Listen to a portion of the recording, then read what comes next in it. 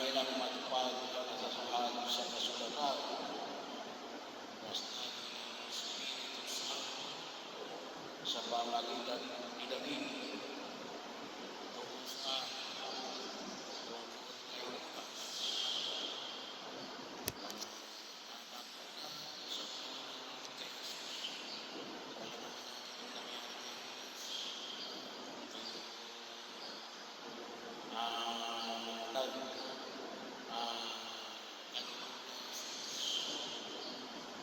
Ay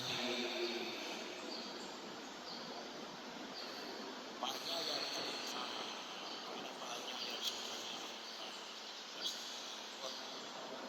huwag tula.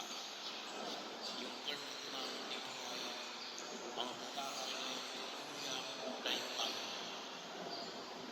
At pag so, ano mo naman ay huwag. At ang iyong magaya, kang malaman nila ang kanyang tuluyan. So, kinakailang palitan ay yung naghanap ng makakapalit. At ang hiniling na requirement na ni Judas na isa sa nakipamuhay kasama ng mga anak mula na binigyan siya ng baptismo.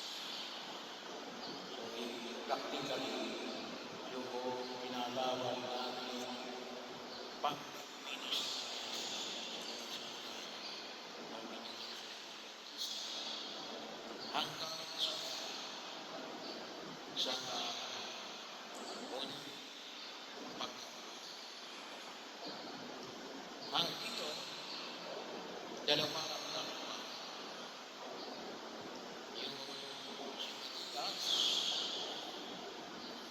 at yung na bansa na tawagin niya sa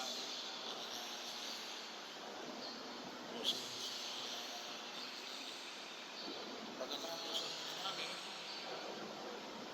ay nag-parin sila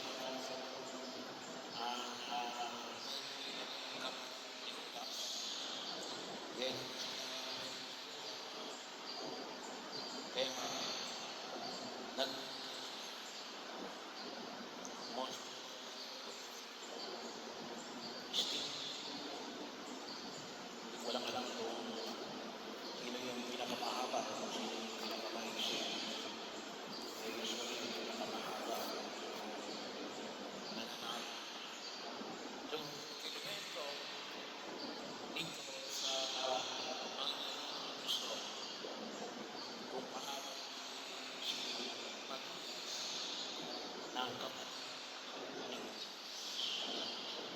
ang napakagandang nakita natin sa paanyaya natin na naging kasama ng Isko na Jesus. Baka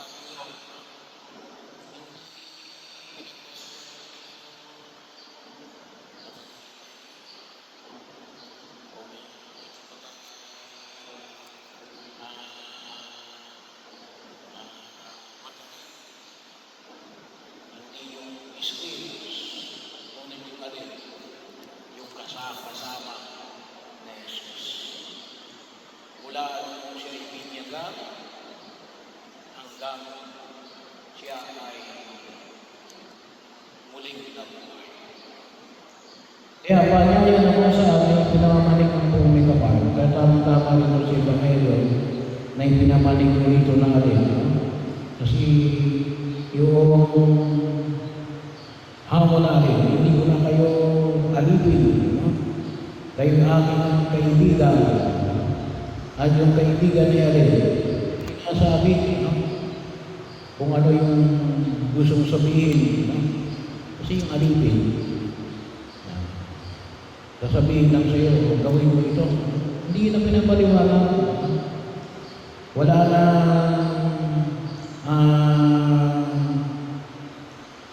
pagpapahayag kung bakit ginagawa yung bagay na ito. So, kasi bakit? Alipin yun. Kung ano lang yung gusto gawin. At isa pa man kaya na pinayag niya sa siya, inuturing ko kayong kaibigan. Kasi malaman kung bakit sabi na natin, yung reason de entre. Ano yung dahilan? Bakit namin ginagawa ang mga bagay na ito? Para maunawaan lalo-lalo na yung alin. Yung misyon na ipinahayag na Jesus.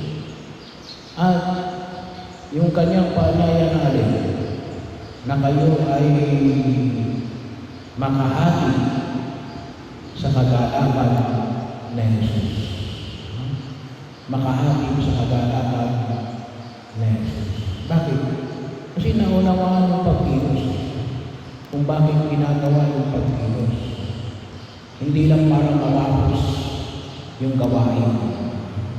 Nakikita na ito ay higit sa lahat kapag pinag-usapan natin ang tungkol sa pananampalataya ay makita na ito ay bahagi ng disenyo ng pagliligtas ng Diyos. O kung tawagin natin ay pagka sa katuparan ng kalooban ng Diyos. Bahagi na kung saan ay naging buhay din ni Matias. Kaya makita ko natin na lahat ng apostol, maliban lamang sa isa, ay hanggang magluwis ng buhay para sa pagsunod kay Jesus. Kaya nga, pagkatapos ko na kung saan, isa lang mo sa mga apostol, hindi na magay ng pagkamartir kasi siya ay na-exile sa Patmos. Pero yun na yung paanyaya na kung saan ay naging lakas kapag